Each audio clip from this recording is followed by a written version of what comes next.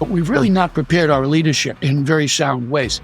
Unless we're aware of the complexity of things, then we're not ready to make the adjustments we need. Welcome back to the Management Theory Toolbox, your top destination for uncovering the why behind management and business concepts. If you're an executive, manager, consultant, or business student, and you want to dive deep into a scientifically rooted discussion of management theory, then you're in the right place. In our last 2 episodes, we started exploring organizations. We found that we shouldn't be thinking about organizations as machines. Instead, we should be thinking about them as living systems. And that opens a whole new avenue to explore, one which is remarkably complex, as we discussed with Dr. Werner Van Zyl in the previous episode. And it's that complexity that we want to focus on today.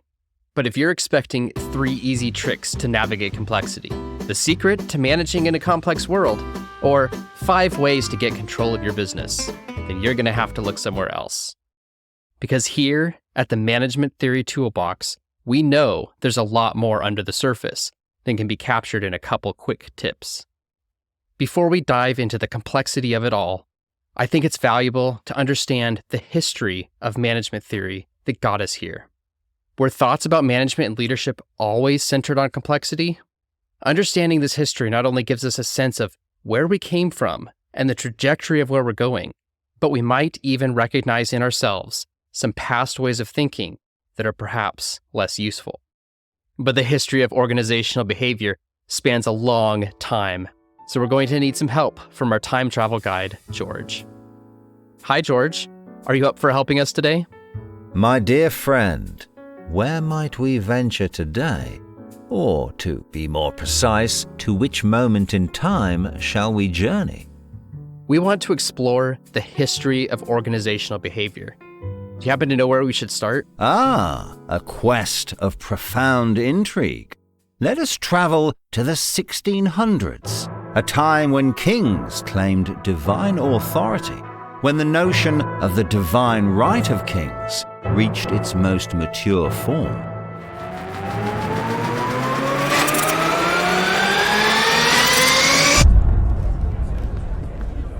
Come now, let us take a seat. Who are all these people? This looks like the English Parliament. All hail King James I. Indeed, but let silence fall upon us, for the king is about to speak. And Ireland, defender of the faith, sovereign of the British Isles, esteemed lords, ladies, and gentlemen of the Parliament, attend now to King James, whose guidance is both our duty and our honour to follow. The state of monarchy is the supremest thing upon earth, for kings are not only God's lieutenants upon earth and sit upon God's throne, but even by God himself are called gods. If you will consider the attributes of God, you shall see how they agree in the person of a king. They make and unmake their subjects. They have power of raising and casting down, of life and of death, and yet accountable to none but God only. To dispute what God may do is blasphemy. So, is it sedition in subjects to dispute what a king may do? I will not be content that my power be disputed upon. Did you get that? Do not meddle Here, with the we government. witnessed that infamous moment. King James I declared himself a god, reinforcing a rigid paradigm of command and control, which had profound influence on the theories of leadership and management in all organizations. Echoes of this still reverberate in our modern organizations today. Now, let us leap across 4 centuries to the heart of the Industrial Revolution and witness how management theory changed.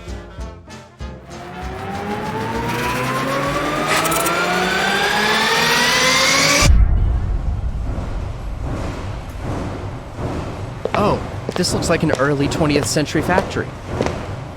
Ah, there he is at the other end.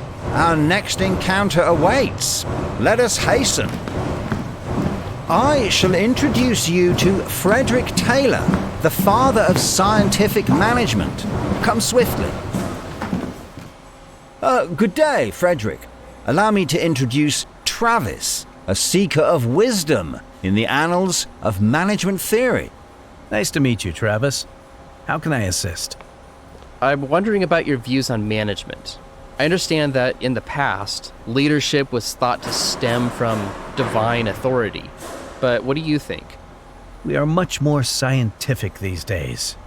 In fact, my theory of scientific management is all about using scientific methods to determine the most efficient way of doing work.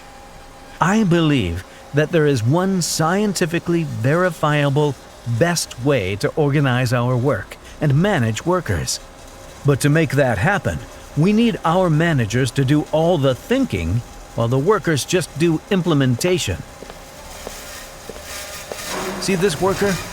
I don't even know his name, and I don't need to, as long as he keeps grinding these pieces for the assembly line. My theory is that we can see and control the scientific processes more clearly when we ignore the human messiness.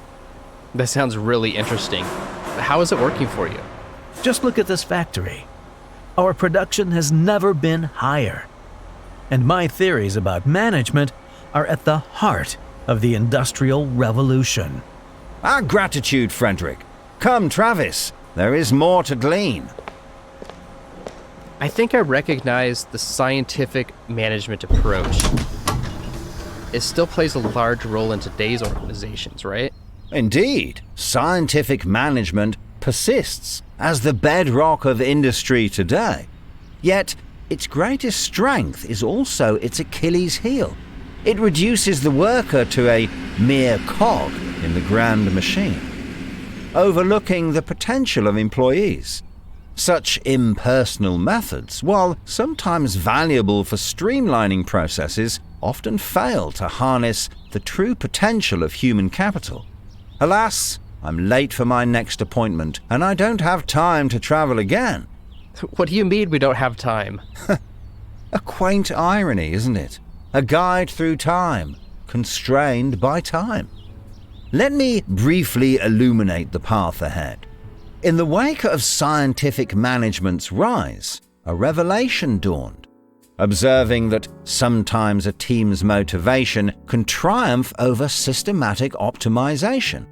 As a result, management theories ebbed and flowed, now probing the depths of motivation, now championing the welfare of the employee.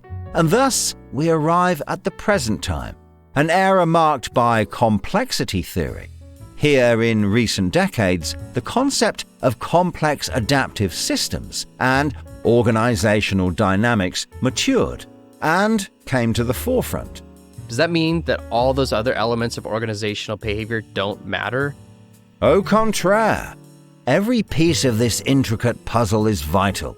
Such is the complexity that enmeshes us all.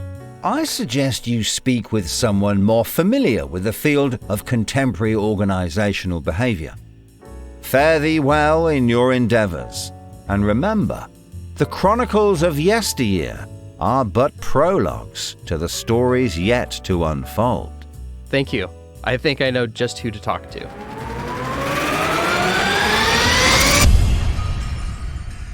That was very interesting, how organizational theory has changed over the centuries. From structured authority to dynamic leadership, we are now in a world characterized by complexity, which is the focus of this episode. I first heard a presentation of this history of management theory in a class called Leading Through Change with Dr. Harold Langlois at the Harvard Extension School. And we're fortunate enough to have him here to help explore the complexity of modern management. Hi, Harold, and welcome to the show. Thank you, Travis. It's nice to be here. So before we get started, go ahead and introduce yourself and tell us a bit about your background and your work. Well, my name is Harold Langlois, and I'm the founder and president of CMS Associates. That's a consulting group working in the financial industry.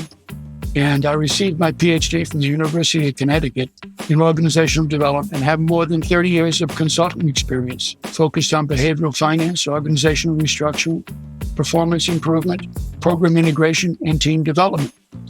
I continue to teach graduate courses at Harvard University, the Division of Continuing Education. Those courses are in organizational development and team dynamics. Excellent, and thank you for joining us. So in today's episode, we're really wanting to focus in on complexity, the complexity of management and leadership. Can you tell us a bit about some of the tools that you find useful for navigating the complexity? Well, that's an interesting question in terms of having an answer to something that is in fact complex. So if I were to be testing somebody for something, the easiest type of testing would be true and false, or none of the above. But complexity has evolved over the centuries out of organizational theory. So what you've got is this notion of things being complex means you can't predict completely what's going to happen. There's a dynamic quality to it, an organic dynamic quality that evolves as it goes. So if you're going from New York to Boston, best thing to use is a map or some guidance system. So you can pretty much calculate what that's going to take. If you're going from New York to you don't know where, now you're in a complex situation because you're going to say, why am I doing this? Where is it going? The questions are totally different than how do I navigate from A to B? But when we're in a complex situation, we're really looking at what is driving the overall process? What am I intending to do? What can I learn in getting there? How do I manage the process in a way which is as efficient as possible, not having a map? Because you don't want to get lost in the process. And it's very easy today to get lost when you're dealing with a lot of complex issues. So in an organizational context, especially a for-profit business, where we're talking about strategies and we've got our strategic plan, we're going to be producing this product. Here's our roadmap. Here's where we want to go. Now, of course, there's all these uncertainties in the business environment. Of course, that's never going to go away. We don't actually know where we're going and where we're going to end up. But we are trying to carve out some sort of a path in this messy, complex web of a world. And how do we do that without getting tunnel vision? Well, I mean, you're doing something even more than tunnel vision. Your question is part of the problem. When you get caught in the question, your assumptions are being driven by the question. And so I'm sitting back and saying, you say you know this and know that. And so those are stabilizing events, right? And I'm simply suggesting that in my mind, that doesn't exist. It exists in your head as a desire to calm your intensity and to calm yourself down, to be able to recognize the ability to have to maneuver. I mean, our brain's been around a lot longer than the theories that we've got today. In order to crawl out of the Serengeti, we had to have certain certainties in mind. Who's going to attack us? Who's going to procreate with me? Where are we going to live? Those were all things that had to be stabilized in order to evolve. Now, what's happened is that the world hasn't just changed technically, it's changed in complexity. And with all the complexity piled on one another, you don't have the same level of predictability, though your brain wants it. That brings up an interesting question for me, which is, as a leader, we might understand or recognize or be aware of this complexity that's going on. But from a group psychology level, do you think that most people can handle that amount of uncertainty when it's thrust upon them? Is the organization as a whole going to become too unstabilized? Or should it just be, well, leaders really need to be trained in this? I don't want to create some sort of a class difference in intellectual capability here, though. But there is. I mean, that's the problem we've got. And I'm not going to get too engaged with politics, but when you don't have a lot of complexity in people running for office, you end up in a terrible situation because you're arguing things which are not relevant. And so if you can't frame it correctly and recognize that the complexity is in there and that you have to adapt to the complexity as well as to the direction that you want to take it, then you're stuck. You're like in a position where the steering wheel can't move. Because you're too confused about what's going on. Which way do I turn? Do I stop? Do I go left, right? Do I back up? We don't know that. We don't know the answers ahead of time anymore. And so because of that, we live in a much more complex world now than it was 50 years ago. I wonder if it's useful to recognize the bigger history of organizational behavior as it's mirrored in different leaders in terms of the leadership development levels, like situational leadership, for example, and saying this leader is stuck. And I think you do this with your class too. You call us out and say, you are stuck in a modernist mindset on this question. Right. That's exactly right. And the longer we stay there, the worse it gets. We're not solving the problem by staying there. Mm-hmm. Because most of the time, the problem is us. Most of it. And once we recognize that there is a genuine problem, then we can address it. We're constantly in the process of defending ourselves through the way in which we're approaching the attack to the problem, and the worse it gets.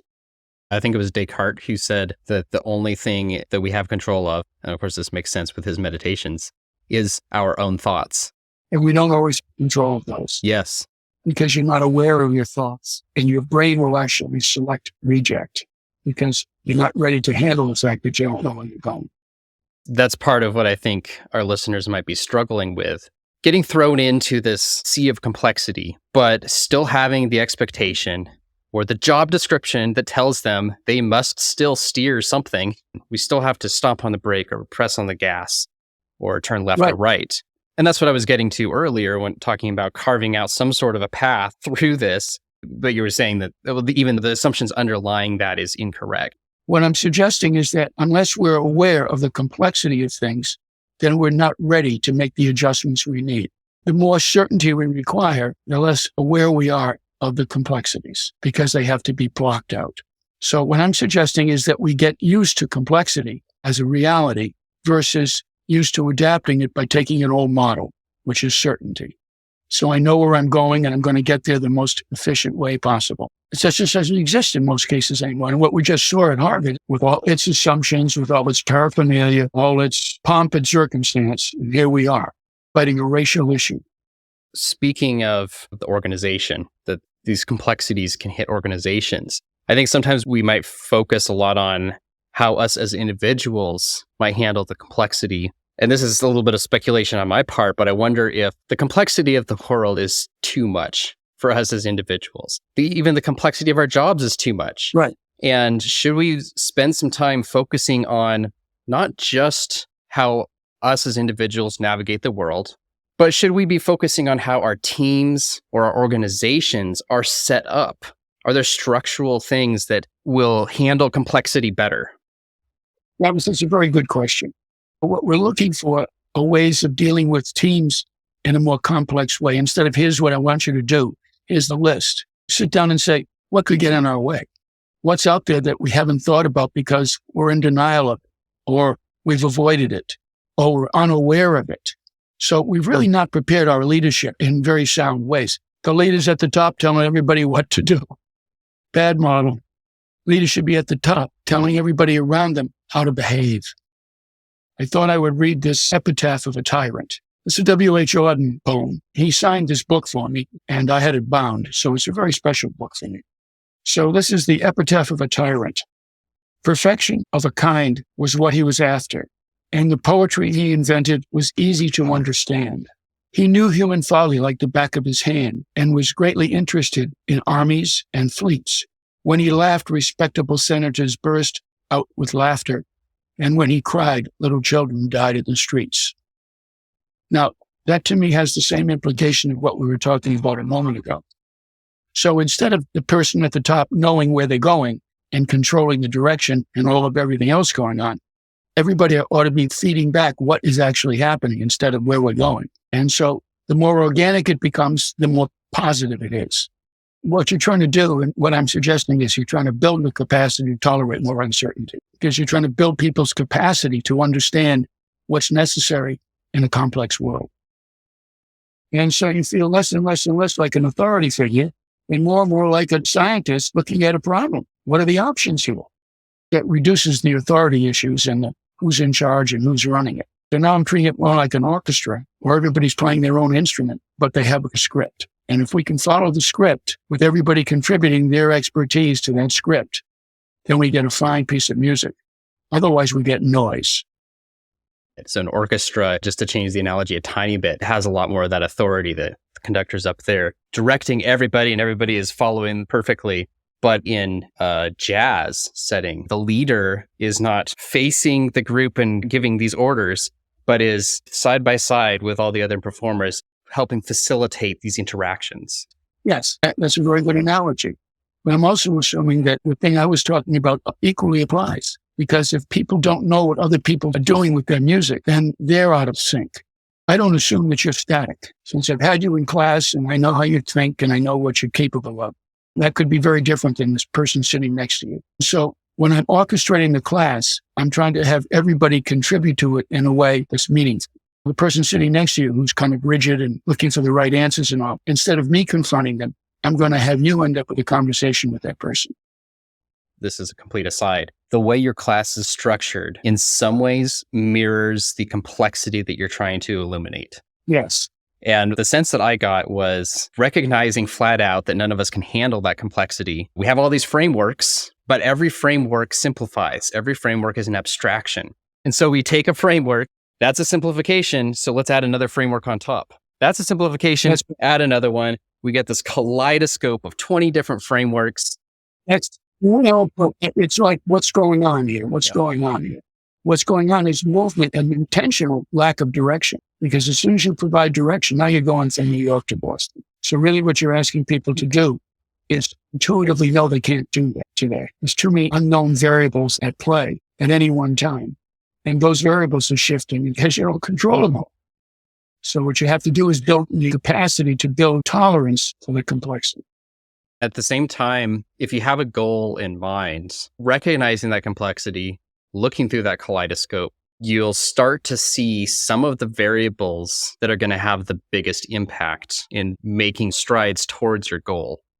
In that sense, it does give a sense, going through all that exercise does give a sense of clarity. Momentary clarity, I'll give you that. Right. Look, when you're tolerating being right all the time, your brain is selecting out information that says you're on it. So that's going out over a bridge. It may not be connected to the other side. But every time you take a step, you've got more certainty you're getting closer to the other side. And all of a sudden, and that's what I'm trying to have people in my classes understand, that there's nothing wrong with identifying an objective, but that is a very, very transient activity. And so what we're moving toward is the ability to be more fluid instead of being certain. We're dealing with fluidity versus certainty. Think about a surgery, right? If you have to go under the knife, and you've chosen somebody who's done an awful lot of work taking out an appendix. And that's the only person present who knows how to be a surgeon. And they go in and there's nothing wrong with the appendix. There's other complexities that are handling that you've never seen before. Now, I don't want that person alone staring at me. And so what you're looking to do is to hire somebody, a surgeon, who's open to seeing what's going on instead of, I'm here to take your appendix out. Yeah, and that gets into team diversity and the value that adds. But even aside from that, to diversity of thought frameworks that we were just talking about. Right. And it's how you take in information from the people you're working with versus giving instructions, because I'm an authority figure. Those things just are embedded in the systems. So that's the biggest problem with medicine today is you don't know. And so you want to have the surgeon and his or her staff be aware that we're trying to find out what's going wrong versus what are we supposed to do? Different question. We're dealing with adaptability versus being right. That makes a lot of sense. Well, thank you very much for joining us and teaching us about complexity. I feel like I learned a lot. Before we sign off, can you tell our listeners how they can find you and your work? You can find me on coachingmindfulsystems.com, as well as on the Harvard University faculty directory. Thanks for listening. And Travis, thank you for having me on. Thank you. Before we wrap up, I want to talk a bit about that kaleidoscope I mentioned, because it made such a big impact on me. In Dr. Langlois' class, we discussed a ton of different frameworks or ways of looking at complex problems, each highlighting a different part of the problem. Some frameworks focused on evaluating the perceptions, beliefs, and ways of thinking of people involved in the situation, including ourselves. Other frameworks categorized the type of complexity or determined whether we should take an emergent or planned approach. And still others focused on fundamental philosophies regarding how we view the world, such as through the lenses of modernism or postmodernism. The method of dealing with complexity used in that class is to take a problem, maybe a management problem or a personal issue, and analyze it using multiple frameworks. And what I found for myself was that looking at the same problem through multiple lenses helps clarify some of the interdependencies which were not obvious at first glance. And what I thought was even more interesting was that multiple frameworks would often highlight clusters of closely related variables, allowing us to focus in on those elements that are most problematic. And that's partially what this podcast is all about. At the Management Theory Toolbox, we'll be going through a lot of topics related to management, organizational behavior, strategy, and more. And you can think of each episode as a lens through which we can view our problems. One episode might discuss employee emotions. Another may look at organizational structure. And what if you analyze your management issues through a plurality of lenses, even some which may seem less applicable at first? You may just find that a key to your business success lies not in the specific features of your next product, but perhaps in a less obvious facet of organizational behavior. So just to recap, the history of management theory has undergone massive transformations over the centuries. From the idea that managerial authority was a God-given right, to attempting to scientifically optimize efficiency, to focusing on employee well-being, the theories have culminated in the present-day focus on complexity. This recognizes that the objects which we study, the people, the organizations, and their environments, are ever-changing, ever-influencing, and being influenced by each other. And why is this important? Because if we understand the dynamic and complex nature of organizations and their environments, we can better prepare for the unpredictable. While there are many voices out there calling for simplicity, here we flirt with the idea of embracing complexity. Why? Because we can't expect the world to just bow down to our simplistic models. This shift in perspective enables a more holistic approach to management, where uncertainty is not seen as a threat, but as an opportunity for growth and innovation. In this environment, leaders are encouraged to foster a culture of learning and experimentation, where failure is viewed as a stepping stone to success.